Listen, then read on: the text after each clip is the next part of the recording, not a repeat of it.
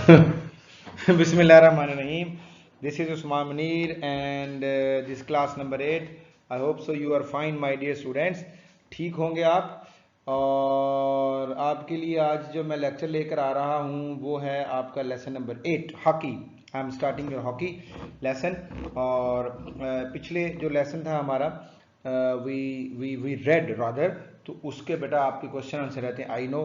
तो उसकी अभी स्लाइड नहीं मैं बना सका था, तो ये दोनों स्लाइडें इकट्ठी बनाकर ना 8 और 9 की as soon as I finish chapter number 8, तो फिर मैं आप दोनों का आपको क्वेश्चन आंसर आपको करवा दूंगा। सो बात वही है, फिर से आपसे कहना है बेटा interest you develop, we have been making videos for you. इसलिए नहीं बना रहे कि आप इसको देखें ना, आपके लिए बना रहे हैं, आप इसमें इंटरेस्ट डेवलप करें। तो जिस शौक से हम लेक्चर दे रहे हैं उसी शौक से आप देखिए। आई होप सो आप देखेंगे और God bless you. Let's start lesson number 8 hockey. तो बेटा इसके शुरू करने से पहले मैं आपको बताता हूँ कि हॉकी है क्या। Hockey is the national game of Pakistan. Pakistan का नेशनल गेम कभी नहीं, आज भी यही है। वो अलग बात है कि हमारा ध्यान इस पर नहीं है तो हम इसमें पिट गए।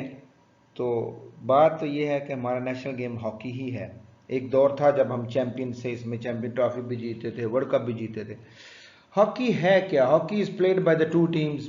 मुझे बताने दीजिए, मैं चाहूं तो फटाफट तर्जमे पे आऊं और आपको समझाऊं। नहीं, आप पहले समझिए हॉकी है क्या।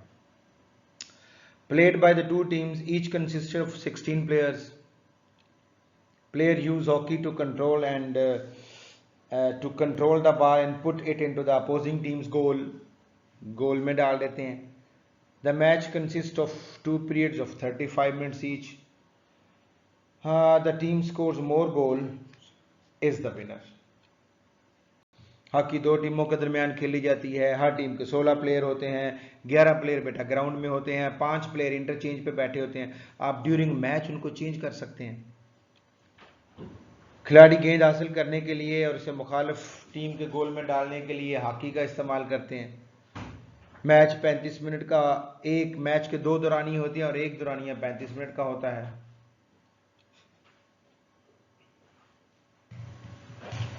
और जो टीम ज्यादा गोल करती है वो फातेह करार पाती है। और जो बच्चे ज्यादा अच्छे तरीके से सुनेंगे पढ़ेंगे वो फातेह हो जाएंगे। Okay, let's start this paragraph. This is the picture of your Pakistan hockey team. They have the flag of Pakistan in their hands. Yes, we love Pakistan hockey team. So now this is the translation, paragraph number 1. We have here translation paragraph. Let's start translation paragraph. Sports and physical education are fundamental to the early development of the children and youth. Sports बच्चों, support खेल को कहते हैं, और physical education बच्चों जिस्मानी तालीम को कहेंगे। फिजिकल जिस्मानी एजुकेशन तालीम। ओके, फंडामेंटल बुनियादी, एडजेक्टिव हो गया बुनियादी, बेसिक्स। अर्ली डेवलपमेंट इब्तदाई नशोनुमा, डेवलपमेंट ग्रोथ को भी कहते हैं, नशोनुमा बढ़ोतरी, अर्ली नशोनुमा। चिल्ड्रन बच्चे एंड यूथ नौजवान। ओके, सपोर्ट खेल, फिजिकल जिस्मानी, एजुकेशन तालीम, फंडामेंटल बुनियादी एडजेक्टिव, और early development adjective and noun. Development noun नशोनुमा और अर्ली का मतलब इब्तदाई। खेल और जिस्मानी तालीम, खेल और जिस्मानी तालीम बच्चों और नौजवानों की इब्तदाई नशोनुमा में बुनियादी हैसियत रखती हैं। बेसिक, मैंने कहा ना, अर्ली एजुकेशन, इब्तदाई तालीम, बेसिक डेवलपमेंट, इब्तदाई नशोनुमा में बुनियादी हैसियत रखती हैं, बुनियादी हैसियत रखती हैं। The skills learn from sports contribute to the entire development of the young people. Let's come to the meanings my dear students. ध्यान, नोटबुक होना चाहिए आपके पास, पेंसिल होनी चाहिए, और you have to be mentally with me. Okay, yes. Skills का मतलब महारतें, टेक्निक्स कह सकते हैं आप। लर्न का मतलब सीखी गई, पास्ट टेंस में चले जाओ और ये वर्ब भी हो गया। कंट्रीब्यूट ये भी वर्ब हो गया, किरदार अदा करती हैं। To play their part. Entire का मतलब मुकम्मल, कंप्लीट। और डेवलपमेंट का मतलब नशोनुमा। सो एंटायर डेवलपमेंट, मुकम्मल नशोनुमा और adjective plus noun. Young people, young people नौजवान लोग। स्किल्स महारतें, लर्न सीखी गई, पास्ट टेंस वर्ब। सपोर्ट्स खेलें, कंट्रीब्यूट किरदार अदा करती हैं, ये भी वर्ब हो गया। एंटायर मुकम्मल, कंप्लीट। डेवलपमेंट नशोनुमा और ग्रोथ। खेलों से जो महारतें सीखी जाती हैं वो नौजवान लोगों की मुकम्मल नशोनुमा में अपना किरदार अदा करती हैं। खेलों से जो महारतें सीखी जाती हैं वो नौजवान लोगों की मुकम्मल नशोनुमा में अपना किरदार अदा करती हैं। Through participation in sports they learn about the importance of key values such as honesty, teamwork, fair play, respect for themselves and others and adherence of rules. अब इसके मीनिंग्स, पार्टिसिपेशन थ्रू का मतलब से, पार्टिसिपेशन शमूलियत, noun शमूलियत। की values अहम इकदार, बेसिक वैल्यूज अहम इकदार, इंपॉर्टेंट वैल्यूज कह सकते हैं आप, की वैल्यूज। सच एज के बाद कॉलन लगा हुआ है, ऊपर नीचे डॉट, इसका मतलब है वो की वैल्यूज कौन सी हैं, they are described. Honesty number 1, और ऑनेस्टी का मतलब होता है ईमानदारी, सच्चाई। टीम वर्क, टीम वर्क क्या इसका उर्दू कोई भी नहीं है, बहुत सारे वर्ड्स इंग्लिश के ऐसे हैं जिनकी उर्दू है ही नहीं, अगर उनकी उर्दू बनाए तो वो अपना चाम ही खो देते हैं। सो टीम वर्क की रहने दें बेटा आप, team work. Fair play, fair play मुनसफाना खेल, fair play, fair play, just play, मुनसफाना खेल। रिस्पेक्ट इज्जत को कहते हैं, रिस्पेक्ट इज्जत। ऑनर, रिस्पेक्ट ऑनर, इज्जत।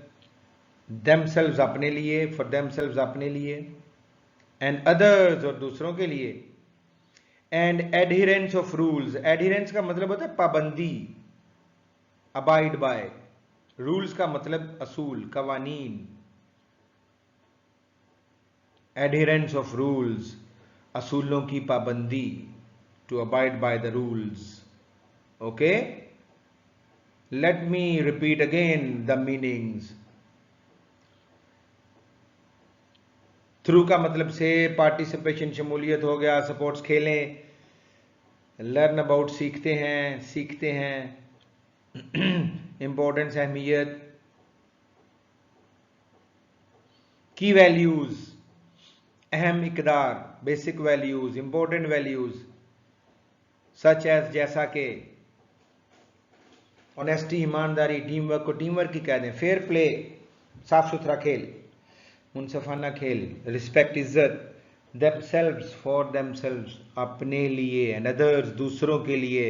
एडहिरेंस का मतलब होता है पाबंदी, रूल्स का मतलब उसूल, उसूलों की पाबंदी, to abide by the rules।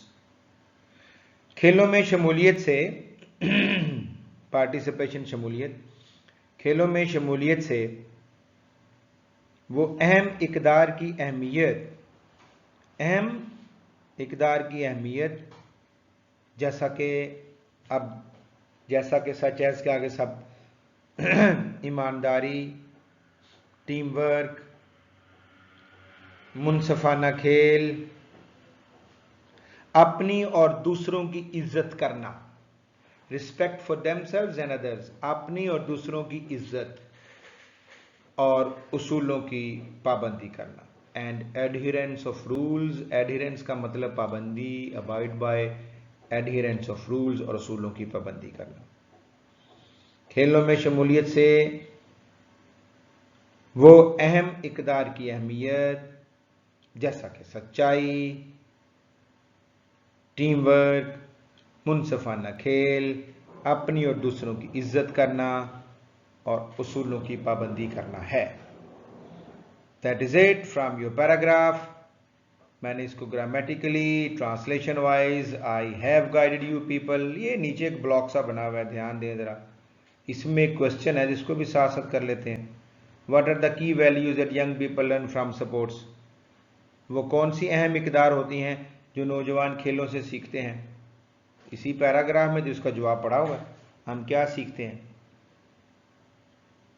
हम क्या सीखते हैं बेटा? पैराग्राफ जरा आपने ध्यान से अगर आपने पढ़ा है तो इसके एंड पे जरा देखें, 2-3 लाइनों में सारे लफ्ज लिखे हुए हैं। This is the answer. अब इसको आप इस तरह स्टार्ट करें, दे से स्टार्ट कर लेना। दे से मुराद यंग पीपल ना। वो कह रहा है कि नौजवान कौन सी अहम इकदार हैं जो खेल कर सीखते हैं। तो खेल खेल कर हम क्या सीखते हैं? हम ईमानदारी सीख लेते हैं, हम टीम वर्क सीख लेते हैं, हम फेयर प्ले सीख लेते हैं, अच्छा खेल सीख लेते हैं, अपनी और दूसरों की इज्जत करना सीख लेते हैं, और उसूलों की पाबंदी सीख लेते हैं। तो सिंपल कर लें, दे लर्न ऑनेस्टी, जरूरी नहीं सारे लिख दें, 2-3-4 लिख दें बस। They learn honesty, team work, fair play, respect for others, respect for themselves and others, and adherence of rules. That is the answer of this question. I hope so आप इसको लिखेंगे भी, इसको याद भी करेंगे, और इसके साथ साथ जिस तरह हम मेहनत से आपके लिए काम कर रहे हैं, आप भी मेहनत से काम करेंगे, और आई होप सो कि इसका फायदा आप ही को होने वाला है। आपकी असेसमेंट जो आने वाली है उसमें मदद होगी। God bless you. Allah Hafiz.